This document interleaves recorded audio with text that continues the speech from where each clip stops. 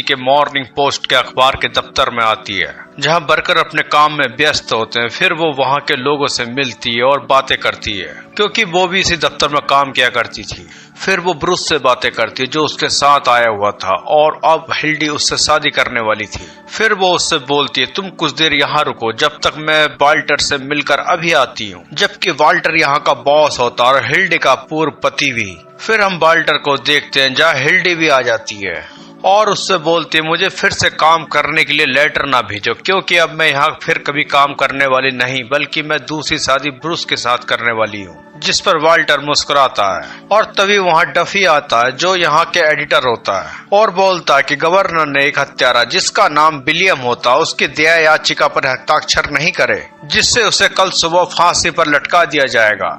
उसके बाद वाल्टर को एक रिपोर्टर का कॉल आता है, जो हत्यारे विलियम को कवर करेगा, और अब उनके अखबार के लिए मसाला मिल गया होता है। जिस पर वाल्टर हिल्डी को बोलता कि तुम मेरे लिए बस आखिरी बार उस हत्यारे पर स्टोरी लिखो, मगर वो मना करती है। जिस पर वाल्टर उससे फिर से शादी करने को बोलता, मगर हिल्डी ने ठान ली थी कि वो ब्रूस से ही शादी करेगी, क्योंकि हिल्डी को वाल्टर का व्यवहार पसंद नहीं होता, क्योंकि वो हिल्डी की ज्यादा परवाह नहीं करता था। फिर वाल्टर ब्रूस समझकर एक बूढ़े आदमी से मिलता है, जिस पर वाल्टर हिल्डी से बोलता कि तुमने सही आदमी चुना है शादी के लिए, मगर तभी असली ब्रूस बोलता कि मैं हिल्डी से शादी करने वाला हूँ। जिस पर वाल्टर उससे माफी मांगता है। उसके बाद वाल्टर उन दोनों को लंच कराने के रेस्टोरेंट में ले आता है, जहां वाल्टर उन दोनों से बोलता कि विलियम ने जिस पुलिस वालों को मारा उसका फायदा यहाँ का शेरिफ और मेयर ले जाएंगे, क्योंकि चुनाव आने वाले हैं। जिस पर मेयर उसे जल्दी से फांसी लगवाना चाहता है वोट के लिए, मगर मेरे हिसाब से विलियम निर्दोष है, उसे सिर्फ फंसाया जा रहा है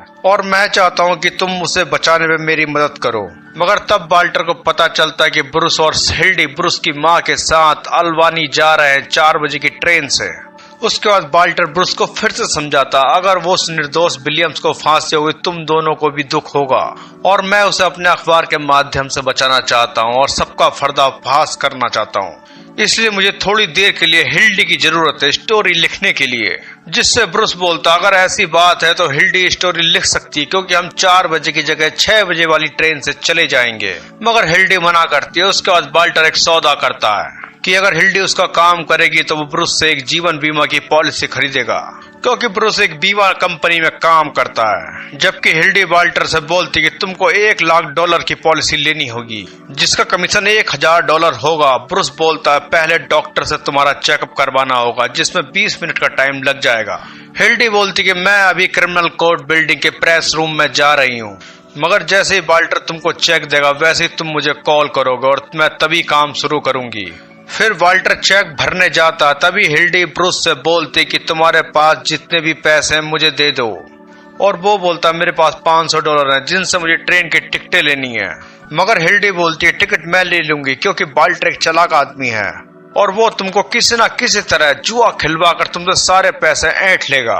जिससे ब्रूस सारे पैसे उसे दे देता है। फिर हम क्रिमिनल कोर्ट बिल्डिंग के प्रेस रूम में देखते हैं, जहाँ सारे अखबारों के रिपोर्टर होते हैं और अभी वो लोग टाइम पास के लिए ताश खेल रहे होते हैं। तभी एक रिपोर्टर को फोन पर पता चलता है कि एक मनोवैज्ञानिक डॉक्टर विलियम को देखने आने वाला होता है, और फिर सब फोन पर लग जाते हैं अपने अपने दफ्तर को बताने के लिए। और तभी वहाँ हिल्डी भी आ जाती है।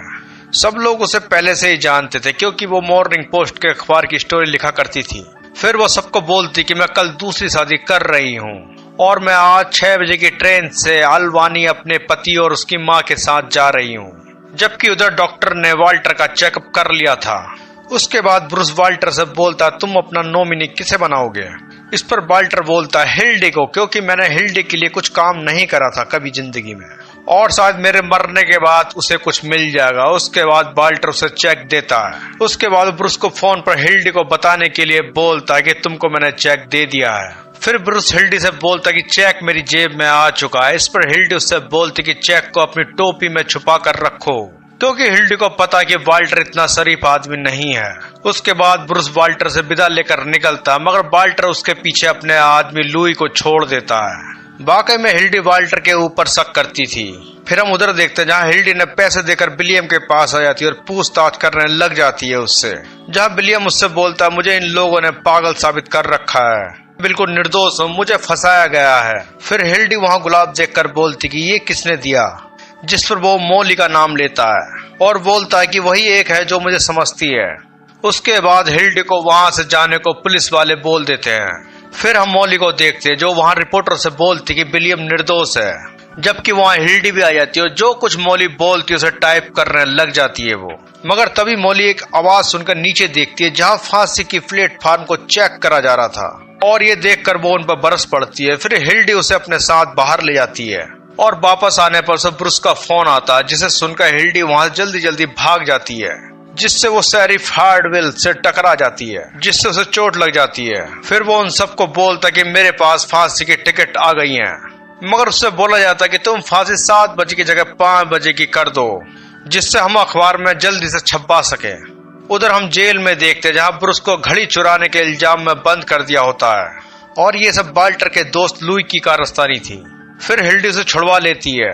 फिर वो चेक के बारे में पूछती जिस पर ब्रूस उसे दिखाता हुआ हंसता है। फिर वो हिल्डी रख लेती है, मगर तभी उसे पता चलता है कि उसका पर्स भी मार लिया गया है। फिर हिल्डी उसे कार में रुकने को बोलती है और मैं बस थोड़ी देर में अभी आती हूँ।